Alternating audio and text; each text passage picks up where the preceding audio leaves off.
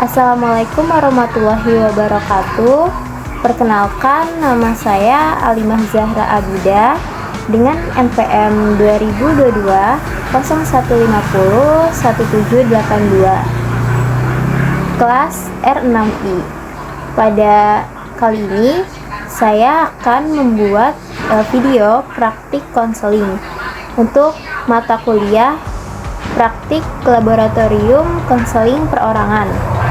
Dan di sini di video ini saya akan menggunakan teknik konseling client center.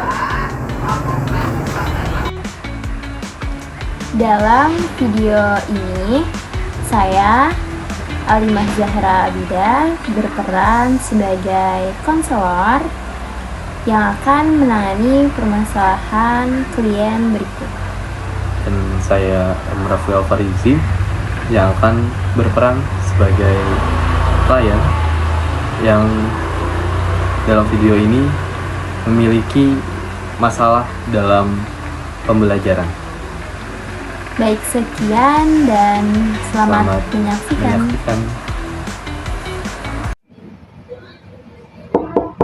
Assalamualaikum. Waalaikumsalam. Silakan masuk. Terima kasih. Acia sini. Silakan duduk. Mau duduk di mana? Di sini aja ya? Oke, boleh. Oke. Apa sudah nyaman duduknya? Sudah. Oke. Apa kabar hari ini? Alhamdulillah kabarnya baik sih Kak. Alhamdulillah. Tadi kesini naik apa? Kebetulan tadi perjalanan kesini naik motor sih Kak. Oh, sendiri atau diantar? Tadi sendiri sih Kak. Sini. Oh, bawa motor jadinya? Oh, gitu. Oke. Tadi perjalanannya gimana? Lancar kah atau macet? Ya seperti yang kita tahu juga ya Kak. Jalan kesini tadi ya lumayan padat sih. Tadi kena macet sedikit di depan. Oke. Masnya kuliah atau kerja nih? Kebetulan masih kuliah sih. Oh, kuliah. Semester berapa? Sekarang lagi menjalani semester akhir. Oh, berarti udah mau lulus dong? Iya, harusnya ya. lagi. Oke, semoga cepat lulus ya masnya dan baik-baik, lancar-lancar. Amin. Kita belum perkenalan nih, biar saya tahu juga masnya gimana, dan biar sesi konseling ini juga berjalan dengan lancar, biar hubungannya makin akrab. Boleh dipanggil apa nih, Mas atau Kakak atau apa? Kakak aja mungkin. Oke, Kakak. Iya. Oke, Kakak Rafli, boleh bisa perkenalkan nama dan asalnya dari mana? Oke, baik. Jadi nama saya tuh Rafael Farizi, tapi bisa dipanggilnya Rafli. Oke. Saya tinggal di Depok kebetulan, tapi lahir sih dari Jawa Tengah sih. Jadi tapi emang udah lama nih tinggal di Depok. Jadi tinggal di Depok sih, tapi aslinya Jawa Tengah gitu. Oke. Berarti nggak merantau ya ke sini? Enggak sih, udah dari kecil? Dari kecil. Oh gitu. Tinggal sama orang tua atau sendiri? Ya kebetulan tinggal sama orang tua sih di sini. Oh, sama orang tua. Keluarga gimana? Sehat? Alhamdulillah sehat semua. Oh gitu. Oke, baik. Saya izin perkenalkan diri saya. Nama saya Alimah Zahra Abida. Saya sebagai konselor di sini yang akan menemani kakaknya selama sesi konseling berlangsung. Sebelumnya, apakah kakak pernah menjalani sesi konseling? Belum pernah sih, kebetulan ini baru pertama kali sih melakukan konseling seperti ini. Oh, jadi apakah kakak sudah tahu konseling itu apa? Tahu sedikit, mungkin seperti kita bisa bercerita dan meminta pendapat kayak gitu ya Kak. Oke, baik. Kurang lebih seperti itu ya. Benar. Saya izin menambahkan bahwa sesi konseling itu adalah layanan atau bantuan di mana kakak sebagai klien yang mempunyai permasalahan dan saya sebagai konselor akan membantu kakak mengatasi KST atau kegiatan efektivitas sehari-hari terganggu menjadi KES. Dan di dalam konseling itu ada beberapa fungsi, yaitu pengembangan, pengentasan, dan pemahaman. Di mana pengembangan Saya sebagai konselor dan kakaknya sebagai klien itu akan mengembangkan potensi kakak, keterampilan, serta kemandiriannya. Lalu ada pemahaman. Saya sebagai konselor dan akan memahami perasaan serta pikiran kakak terkait permasalahan yang dialami kakak sekarang. Lalu ada pengentasan di mana saya sebagai konselor akan membantu kakak yang sebagai klien mengentasi permasalahan yang kakak alami sekarang dengan strategi dan solusi. Seperti itu. Apakah cukup dipahami buat pengertian dan fungsi dari konseling? Ya lumayan bisa dapat dipahami sih Kak. Oke, baik. Saya lanjut. Dan di dalam konseling itu ada beberapa asas, diantaranya ada asas keterbukaan, asas kesukarelaan, asas kemandirian, asas kerahasiaan, dan asas kekinian. Asas kesukarelaan yaitu kakak sebagai klien datang ke sini atas sukarela, bukan paksaan kan? Iya. Oke, baik. Lalu ada asas keterbukaan di mana kakak sebagai klien harus terbuka menceritakan semua permasalahan kakak, apa yang kakak alami saat ini. Lalu ada asas kerahasiaan di mana saya sebagai konselor akan merahasiakan seluruh data dan cerita atau keterangan yang kakak berikan dari orang lain tanpa seizin kakak.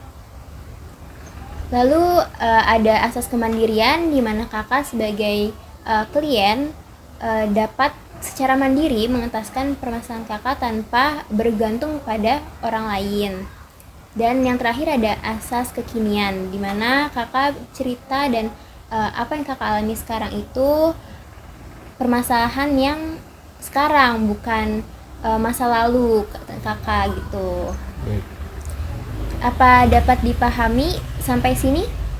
Paham sih, cukup jelas untuk sejauh ini. Oke, apakah ada pertanyaan? Cukup mungkin ya. Cukup, oke, baik. Saya izin memberitahu kontrak waktu yang akan kita jalani selama sesi konseling ini. Jadi kita akan menjalani sesi konseling ini dengan kontrak waktu kurang lebih 30 menit. Dan ketika waktu sudah habis namun permasalahan kakak belum terselesaikan, itu dapat dibuat pertemuan selanjutnya. Dapat dipahami? Baik, cukup dipahami. Oke. Baik, agar sesi konseling berjalan dengan lancar, alangkah baiknya kita berdoa dulu.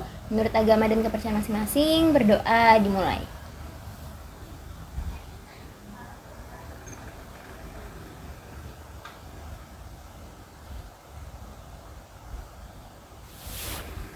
Berdoa selesai. Ya, jadi bagaimana nih? Apa yang membuat kakak datang ke sini?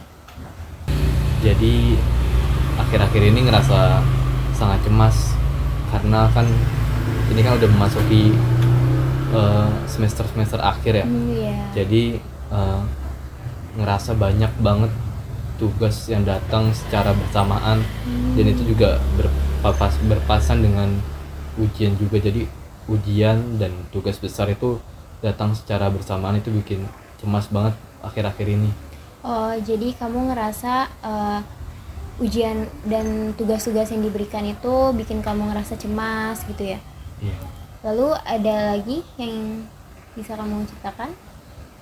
Iya, jadi ngerasa kewalahan juga sih karena banyak tugas yang datang secara bersamaan gitu. Akhirnya setiap kali ngelihat laptop, setiap kali ngeliat buku itu rasanya langsung cemas aja, bingung apa yang harus dilakuin. Dan karena hal itu, karena bingung ya mau ngelakuin apa, karena ngerasa cemas juga, ujung-ujungnya malah nggak ada yang terselesaikan, malah bingung mau ngerjain apa. Oh gitu.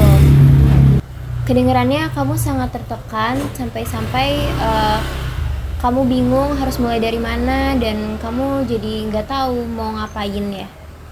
Iya, benar begitu sih Kak. Kalau boleh tahu, dari kapan kamu ngerasain seperti ini? Apa baru-baru ini atau sudah lama? Ya kurang lebih sih 2 minggu terakhir sih, saat dosen tuh udah mulai ngasih tugas yang deadline-nya tuh barengan sama ujian juga, jadi semua tugas dan ujian itu deadline-nya datang secara bersamaan. Oh gitu. Jadi kamu ada rasa keteter gitu ya. Jadi saking banyaknya kamu nggak tahu mau harus gimana, ngerjain dari mana. Jadi itu bikin kamu cemas, harus bingung gitu harus mulai dari mana. Iya betul. Lalu saat-saat kamu ngerasa kamu tertekan itu muncul pada saat setiap hari atau saat-saat tertentu aja? Eh, Kadang sepanjang hari sih muncul rasa-rasa seperti itu. Oh, sepanjang hari. Apa itu ngebuat kamu jadi susah tidur atau keganggu aktivitas sehari-harinya? Iya sih, pasti hal kayak gitu tuh ganggu aktivitas banget, dan akhirnya kepikiran terus gitu tugasnya mau gimana gitu. Oh, iya. Apa hal-hal kayak gini kamu cerita ke teman kamu atau ke keluarga atau ke kerabat-kerabat kamu? Kadang sih cerita sih ke temen, tapi karena aku nggak enakan orang, jadi takut mereka tuh ngerasa Oh. keganggu ya mungkin, jadi ya Hmm. lebih banyak mungkin ujung-ujungnya disimpan sendiri aja. Oh, jadi karena kamu takut membebani teman-teman kamu, jadinya akhirnya kamu nyimpen kecemasan kamu dan kayak beban kamu itu sendiri gitu ya? Iya, aku karena nggak mau dianggap lemah dan nggak mau ngerepotin orang lain ya, jadi Hmm. ya kayak gitu deh. Oh gitu. Itu nunjukin kamu itu punya tanggung jawab yang besar atas diri kamu, tapi satu sisi kamu juga jadi ngerasa kesepian karena kamu nggak cerita ke teman-teman atau ke keluarga kamu gitu ya. Iya, itu yang aku rasain sih, karena kan seperti semuanya ini apa-apa yang aku rasain tuh aku simpan sendiri gitu. Oke. Oke, baik. Dari yang kamu ceritakan tadi, kamu itu seperti punya keinginan untuk menyelesaikan semuanya, menyelesaikan tugas-tugas dan ujian dengan baik gitu. Tapi satu sisi kamu juga ngerasa kamu itu cemas dan panik karena deadline dan tugas dan ujian tuh datang secara berdekatan bersamaan gitu ya. Apakah ada lagi yang kamu rasain selain merasa seperti itu? Iya sih, aku juga selain itu ya pastinya ngerasa takut banget kalau nantinya bakal ngecewain orang tua aku kan, karena selama ini kan biaya kuliah juga kan dari orang tua aku ya, jadi aku takut banget nih hal ini bakal ngecewain orang tua aku, karena aku nggak bisa nyelesain tugas ini sama selain iya. orang tua aku sih, pasti aku juga takut banget kalau nantinya bakal ngecewain diri sendiri. Oke. Itu pemikiran kamu sangat amat bijaksana. Kamu takut untuk ngecewain orang tua kamu, itu udah merasa kamu tuh punya tanggung jawab atas diri kamu sendiri. Kamu harus melakukan apa yang terbaik gitu. Itu berat banget ya pasti buat kamu memikul harapan sendirian dan sambil ngerasa cemas karena ada permasalahan yang mungkin kamu alamin saat ini. Tapi apa kamu ngerasa sendiri saat mengalami seperti ini? Iya bener banget, di masa-masa kayak gini ngerasa sendiri aja sih. Kamu ngerasa sendiri karena mungkin itu ya tadi yang kamu bilang, seperti kamu pengen cerita ke temen tapi takut ngebebanin temen gitu ya, itu bikin kamu Iya. ngerasa sendiri. Eh, Kalau lagi ngerasa cemas atau lagi ngerasa tertekan gitu, biasanya kamu ngelakuin apa? Jadi tuh kalau lagi ngerasa cemas kayak gitu ya, lagi tugas datang bareng-bareng bersamaan seperti itu tuh, jadi kadang ya nggak apa-apa, jadi cuman bengong duduk mikirin hal itu, mikirin tugas itu terus, jadi kepikiran tugasnya nih harus diapain, harus kerjain dari yang mana dulu, dan akhirnya karena cuman duduk dan mikirin hal-hal kayak gitu, tapi ujung-ujungnya tuh malah nggak ada yang dikerjain. Akhirnya waktu jalan tapi tugas yang ada tuh nggak ada yang selesai sama sekali gitu. Oke.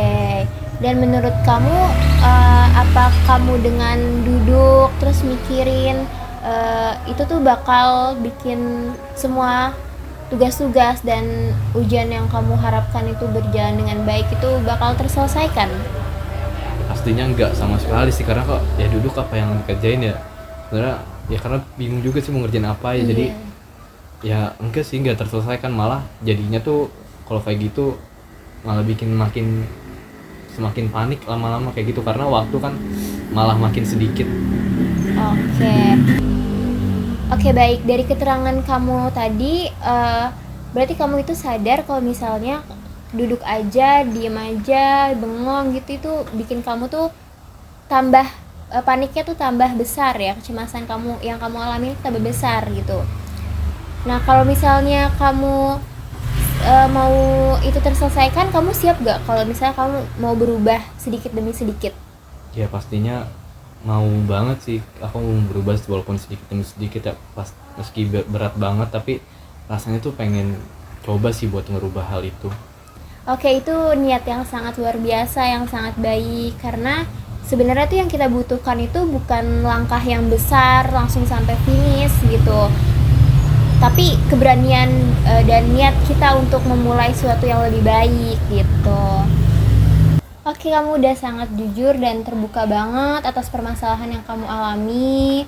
Dan saya mau nanya nih, menurut kamu lagi ngerasain seperti ini tuh gimana biar bisa rasa cemas kamu tuh berkurang? Ya kalau ngurangin rasa cemas kayak gitu sih paling apa ya, hmm, mungkin bikin to the list, atau Ah, iya ya bagus. mungkin selain itu ya paling nongkrong sama teman-teman sih, ke warkop ngobrol sama teman-teman yang suportif gitu sih kita. Jadi Oke. selain bikin to the list, terus juga nongkrong sama teman-teman sih, paling itu sih. Oke, itu bagus banget sih, apalagi bikin to-do list ya. Itu kamu bisa jadi tahu kan mana yang harus kamu selesain dulu, dan kamu juga jadi tahu deadline-deadline tugas kamu itu kapan aja. Jadi kamu bisa ya memulai buat ngerjain sesuatu gitu, mulai belajar dan nongkrong sama teman-teman juga itu hal yang bagus banget, apalagi teman-teman kamu yang suportif ya.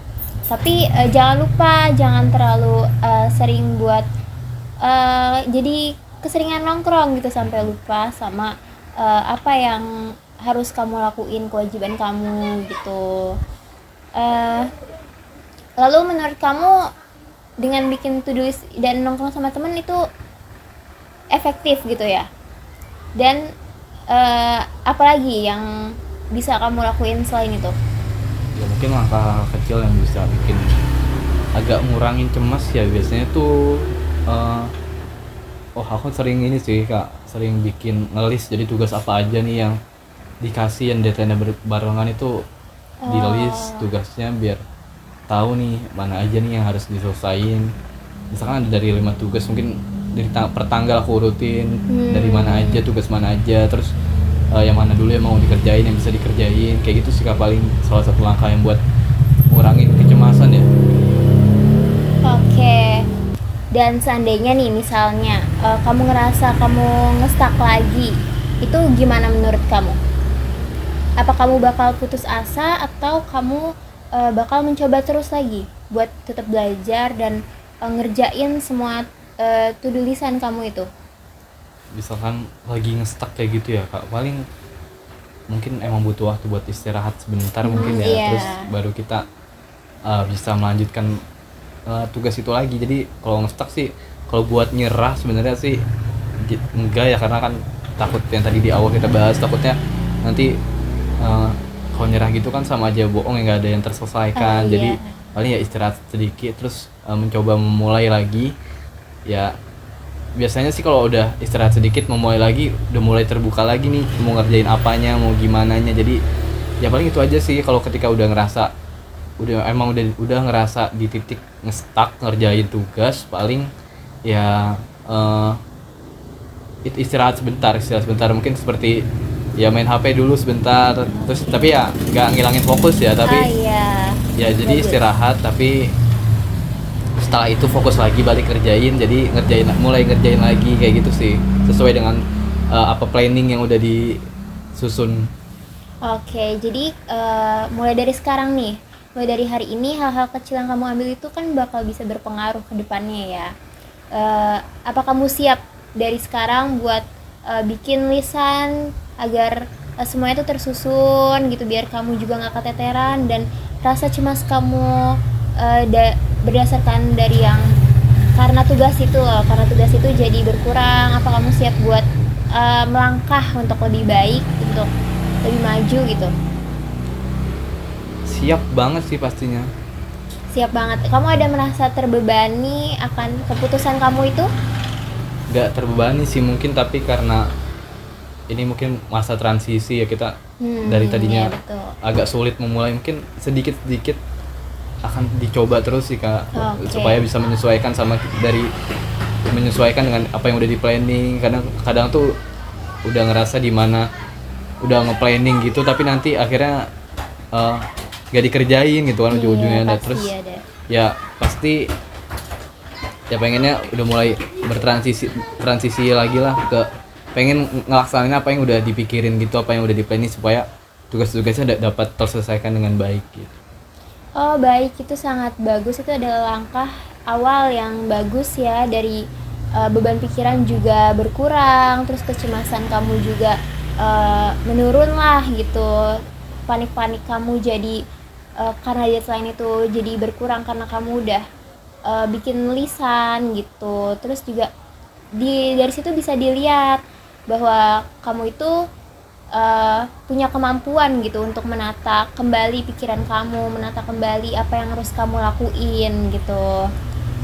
Dan kalau kamu lagi nge-stuck tadi kata kamu bisa ambil jeda sebentar, mungkin dengan bermain HP. Itu sebenarnya kamu juga yakin, kamu juga percaya kalau misalnya main HP itu bikin lalai, tapi mungkin kamu bisa nantinya jadi nggak menjadiin HP itu sumber kelalaian kamu atas kewajiban-kewajiban kamu. Dan jangan maksain diri kamu untuk terus bekerja tanpa henti ya, karena itu juga bikin diri kamu tuh capek. Dan mungkin kalau misal kamu terus maksa-maksain itu bisa cemas kamu bisa malah tambah berlebihan gitu ya. Nah, sekarang aku udah mulai ngerti sih.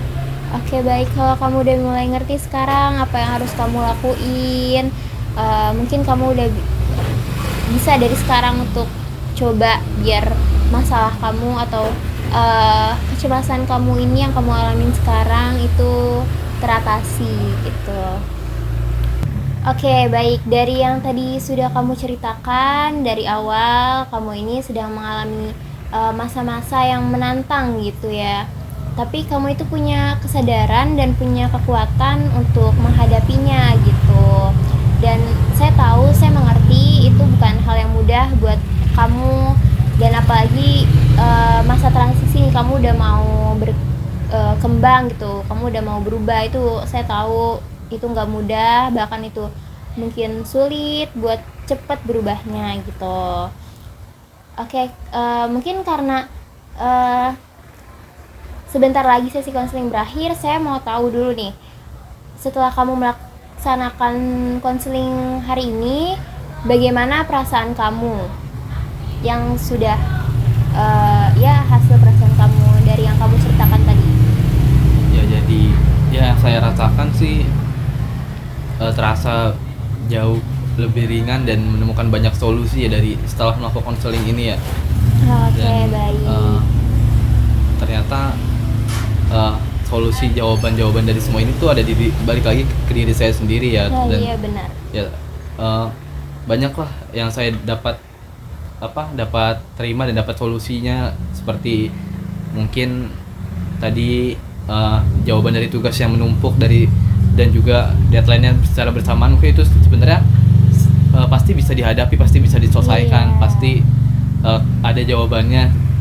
Tapi gimana sayanya aja sih, gimana saya memplanning itu. Mungkin tadi juga udah ketemu sih jawabannya, seperti ternyata ketika saya sedang mengalami masa-masa seperti itu, saya mungkin bisa mengelis tugas apa saja yang harus dikerjakan terlebih dahulu. Itu mungkin sangat membantu ya, karena selama ini kan saya kebingungan ya harus kayak gimana. Saya bisanya cuma diem doang, Iya. mojok, terus ujung-ujungnya makan waktu yang nggak ngasilin apapun, nggak ada apa yang terselesaikan tugasnya sama sekali. Jadi mungkin dengan begitu bikin list kayak gitu sangat membantu, ternyata membuka pikiran saya untuk bisa melakukan itu. Dan mungkin ternyata juga ya rasa capek yang saya alami, rasa cemas itu manusiawi ternyata ya, nggak apa-apa. Iya. Tapi mungkin untuk berlebihan mungkin jangan sampai berlebihan seperti itu ya. Dan mungkin saya juga sudah ketemu jalan, mungkin saya bisa break sejenak ketika sedang stuck mengerjakan tugas, mungkin bisa break sejenak untuk bermain HP atau untuk melakukan aktivitas lain, tapi tidak menghilangkan fokus saya terhadap tugas saya. Kemudian juga mungkin bisa nongkrong sama teman juga, mungkin bisa ketika saya sedang mengalami masa-masa seperti itu bisa nongkrong sama teman-teman, tapi tidak melupakan kewajibannya seperti mengerjakan tugasnya. Dan tentunya hal tersebut membuka pikiran saya supaya apa nih yang harus saya lakukan ketika ada di posisi seperti itu, kayak gitu sih Kak. Dan kerasa lebih ringan sih, jadi nggak terlalu cemas setelah sesi konseling ini. Oke, baik, terima kasih. Jawaban kamu itu sangat amat saya apresiasi dan saya sangat senang mendengarnya. Saya sangat bangga sama kamu, terlebih sama keputusan yang akan kamu jalani ini.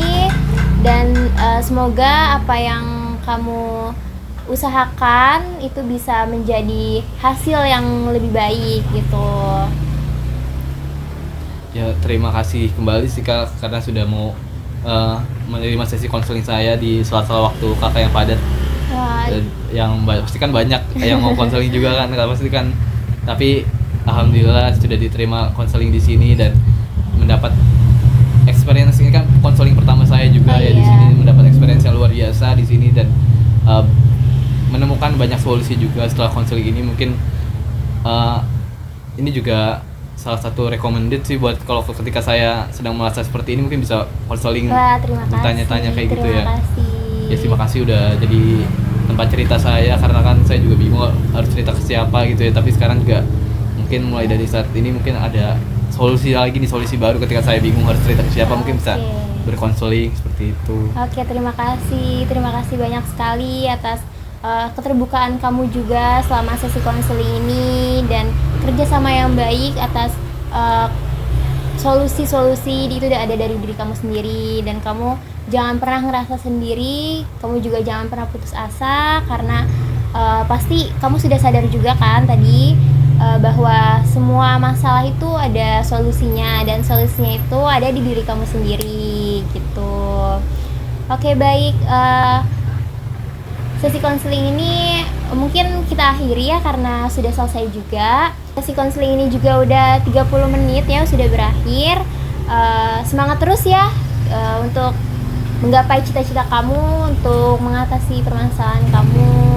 Jangan pernah nyerah gitu ya. Terima kasih banyak ya kalau gitu, karena udah habis juga, karena udah mau ada kegiatan lain. Mungkin pamit terlebih dahulu ya. Terima kasih sebelumnya. Oke, baik, terima kasih juga. Oke, mari saya antar.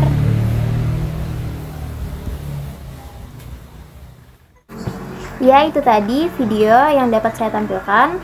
Jadi pada kesimpulannya, di sini klien ini mengalami permasalahan pembelajaran seperti adanya tugas-tugas yang menumpuk dan ujian yang datang berbarengan bersama tugas-tugas, sehingga klien mengalami kecemasan dan kepanikan dalam menghadapi permasalahannya tersebut. Namun dengan adanya konseling ini dan dengan pendekatan klien center, klien dapat menemukan solusi di dalam dirinya sendiri dengan untuk menghadapi permasalahan tersebut, yaitu klien menemukan solusi dengan cara memanage atau mengatur, membuat jadwal mana yang harus ia lakukan duluan, dan juga klien berani dan mau untuk berubah menjadi lebih baik dan bisa mengatasi permasalahan tersebut. Jadi segitu saja, kurang lebihnya mohon maaf. Wassalamualaikum warahmatullahi wabarakatuh.